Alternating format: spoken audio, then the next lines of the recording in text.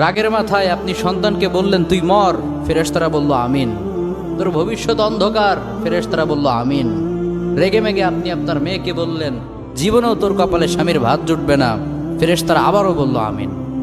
আচ্ছা, আপনি না সেই ব্যক্তি যে তার নিজের জীবনের চাইতেও সন্তানকে বেশি ভালোবাসেন? আপনি না সেই ব্যক্তি যে তার সন্তানের জন্য হাসতে হাসতে নিজের জীবনটাও দিয়ে দিতে পারেন?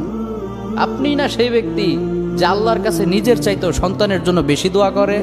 তাহলে কি করে নিজের হাতে নিজের সন্তানের এত বড় ক্ষতি করতে পারলেন? Doesn't make any sense. Common sense বলতে কিচ্ছু নাই আপনাদের?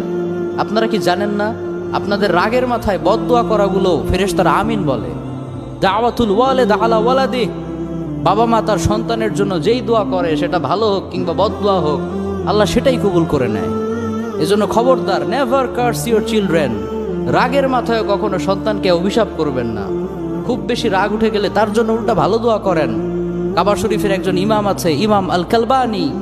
তার মায়ের যখন প্রচন্ড পরিমাণে রাগ উঠে যেত, সে তার ছোট্ট